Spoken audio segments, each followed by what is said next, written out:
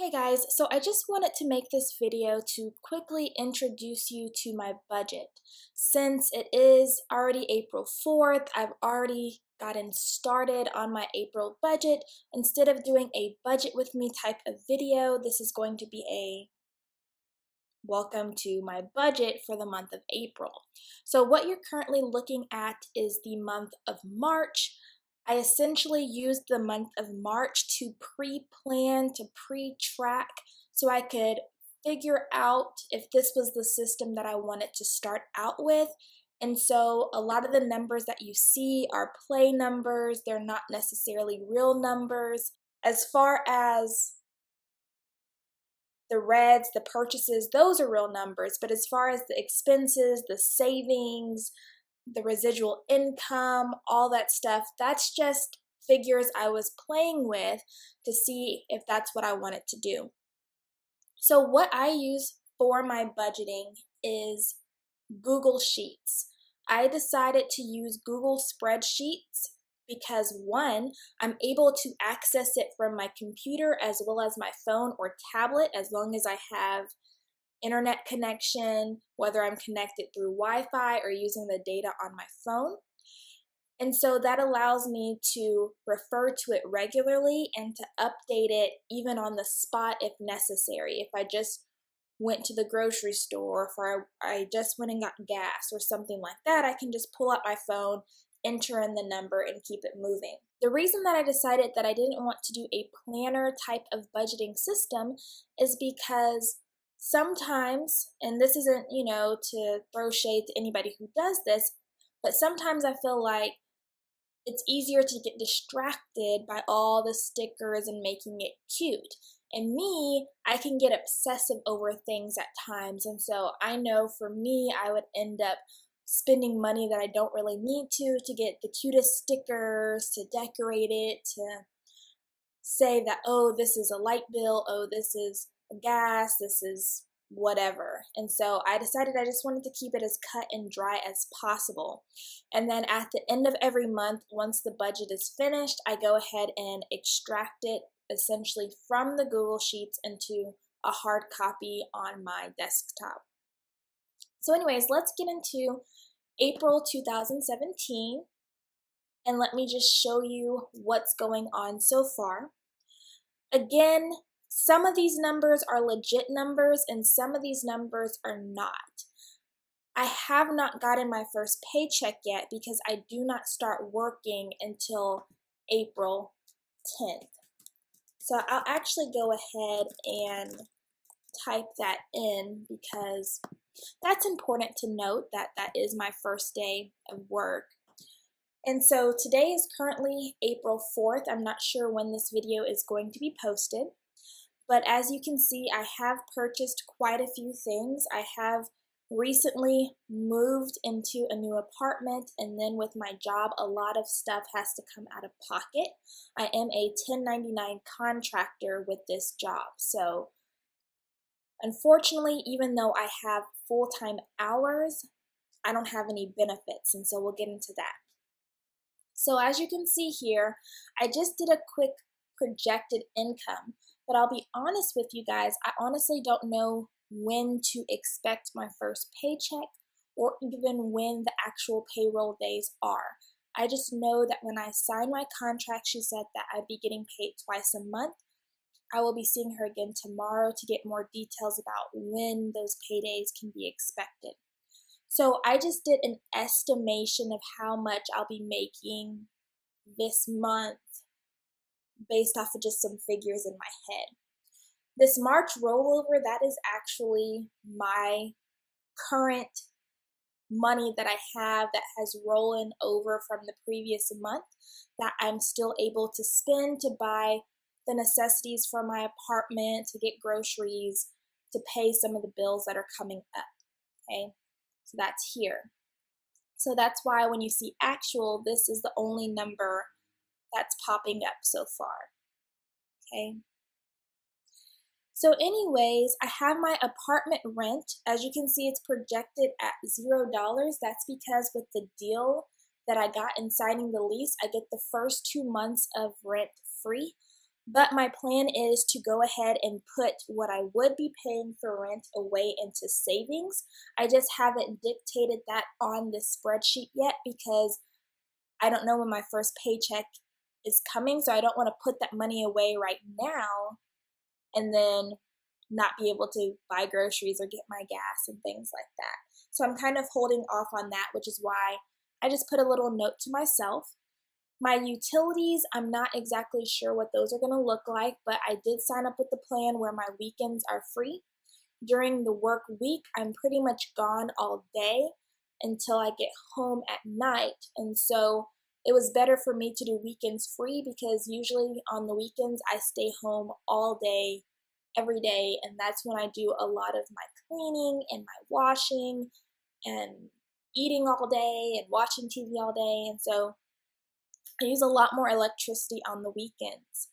My internet is only $43.46 a month, but there was a $99 installation fee. I actually get my internet installed tomorrow. So the way that they did it is they broke up the 99 into 3 months, and so I'll be paying $86.58 for 3 months and then $43.46 a month.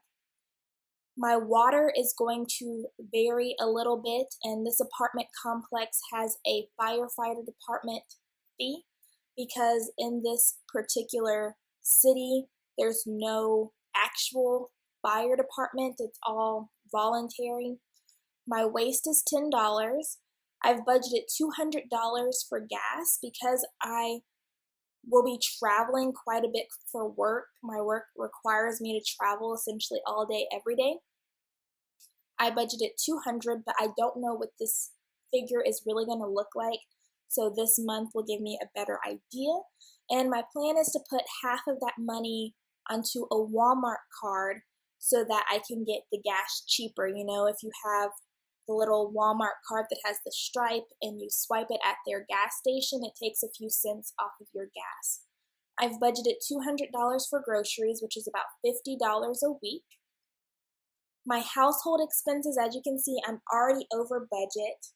But hopefully once I get everything that I need for my apartment, that number will look a little bit better and won't be in the red. But I am over budget when it comes to getting household things. Car wash, I've budgeted $20.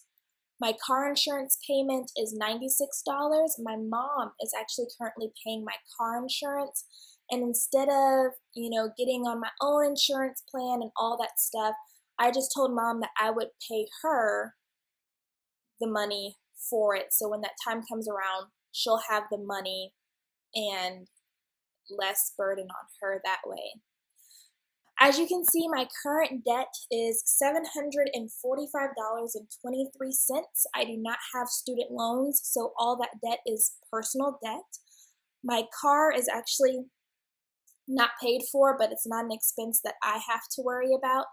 So I have about $750 worth of debt, and that's from all my licensing and professional fees. And I'll be honest, a little bit of Bath and Body Works is in that number as well. I have 2 state licenses, one in California because that's where I was moving to, and then the state that I currently live in, I have a license. And then, I'm a strong believer in being a part of my organization's associations. So whether that's at the state level or the national level, I truly believe in supporting those because they're the ones who advocate for my profession and allow me to do what I do. And so even though they're expensive, I support that.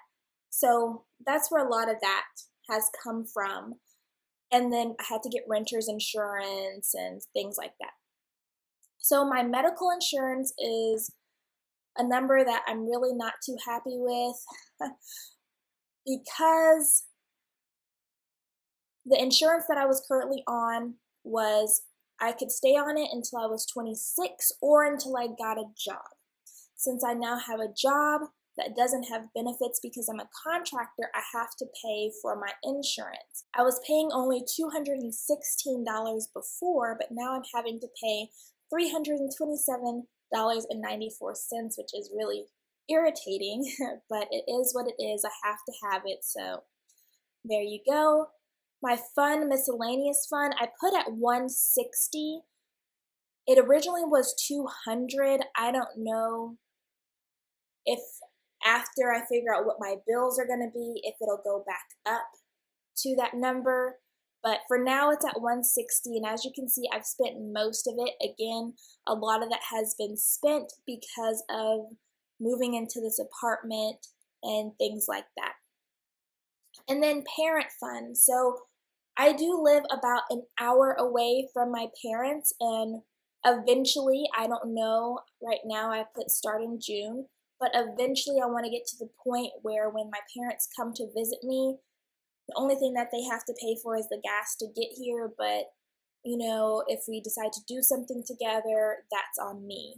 So right now, that parent fund is 0 because I don't even know what my bills are going to completely look like at this point.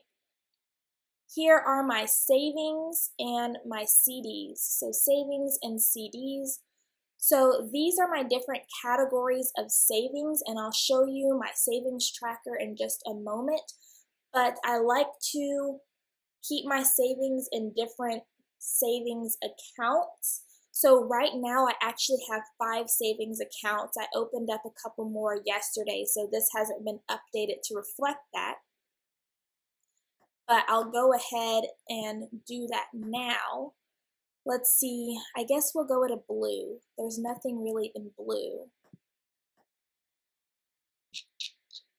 And we'll do maybe,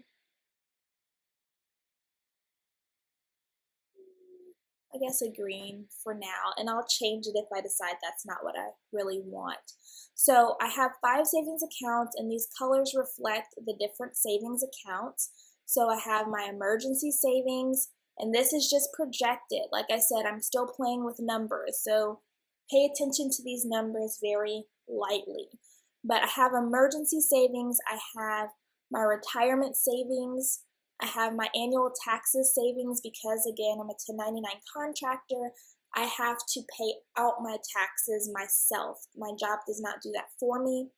These are all professional savings. So for my CUs, for my equipment, which that kind of just gave away what my profession is if you know what that stands for. Association savings, license savings, renter's insurance savings, all that stuff.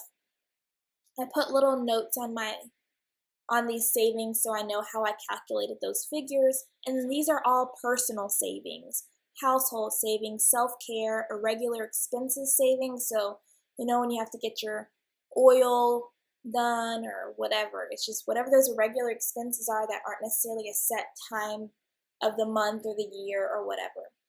My college fund savings, that's for my unborn child, unthought of child. I am not pregnant. I'm not expecting in the next couple of years, but I do have a boyfriend and we do want to start a family, but that's kind of down the road. Gift savings and clothing savings. I hate shopping. That's something you'll probably learn about me as we continue to get to know each other a little bit better, but I cannot stand shopping. And so then down here, which I didn't scroll all the way down because there's some information that I don't quite want to share at this time, but is my annual expenses and my license certification renewal fees. And so that lets me know when my license expires, how much it's going to cost to renew it, and then in the notes, kind of what needs to be done by that point as far as continuing education is concerned. One thing that I'm actually missing from this section that I will update as soon as I get off of here is my renter's insurance. That's an annual expense. It's been accounted for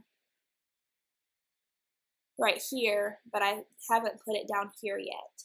And then my CDs, which I can share this one because currently, which I cannot spell apparently, currently I only have $10.15 left of that. Once I decided to move, I used a lot of that CD to fund the move. And so I have $10.15 left from it. But this essentially is where I'll be tracking my CDs to know how much money I put in them, when they mature, any notes that I need to note about it. And then down here is just my wish list. I can actually go ahead and delete this because somebody actually bought me a bag as a gift, and that's fantastic. It actually works perfect. And then right now, I have a 55-inch TV already. It's just not smart, and it's not a 4K, but it's not a big priority. So as you can see, I mark the priority and whether or not I've purchased it. If there's any specific goal date, then I'll do that as well. Here you'll notice that I have a paid category as well. Anytime it says no, my system automatically turns it to red so that I know that, hey, you haven't paid these things. And then for NA, for things that aren't necessarily like, yes, these need to be paid, no, you haven't paid them, but you need to. So that's for like groceries, self-care, household, miscellaneous funds, parents' funds. Those aren't things that I necessarily have to pay, so it's not applicable.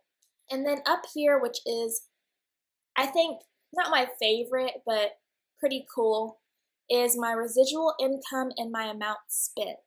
So this lets me know how much money I expect to have left over versus what I actually have left over, and then my projected amount that I'm spending versus what I actually have spent. And so here, say that I go ahead and spend something outrageous on utilities. Say that my utilities was $800, which is very unlikely. But do you see here how this number then turned red? So anytime that I spend more than 66% of my budget, this turns red. Just to let me know that, hey, you've spent over half of your budget now. Are you on track? Are you being mindful of what you're spending money on? Are you following your budget? What's going on? It's kind of an alert to say, hey, make sure that you're on track, kind of thing. So I think that's kind of cool. And so I set it up to do that. So even though this is a pretty involved, in my opinion, tracker for budgeting, it was very simple to make. Once you have an idea for what you want it to include in your budget, it's pretty simple. And then as soon as I know the exact dates that my bills are due, when my paydays are, I'll start putting this in here. But for now, I've just been tracking when I've spent things, which is tracked in red, when I've gotten money back, like I returned some items because I didn't need them, so I got $16 back. I was reimbursed $152 for some purchases I made. These are just little notes to myself, like I ordered my birth control, I'll pick that up tomorrow. I opened new bank accounts, so anything financially involved. And then that's just how I track. Today I'll be going grocery shopping, so as soon as I finish grocery shopping, I'll add that into this little block, and so forth and so on. So quickly before I get off of here, let me show you my savings tracker. Remember that I just opened those other savings accounts the other day, so it's not going to reflect this Roth IRA, retirement types of savings, these taxes savings. But here is my savings tracker, and I'll go in and add later my retirement and my taxes piece. But this just lets me keep track of how much I've saved for each of these items. So say if at the end of this month, I decide, well, I can only save $400 towards my college fund, then it'll let me know, well, in that personal account, that's how much you have saved, okay? And so that's how it's done, and so forth and so on. And then my total savings with all the accounts would be reflected here. I've also thought about doing another row between the title and the categories that keep a running amount of how much is saved in that account, and I'll probably will do that. But I just wanted to show you what I have going on right now.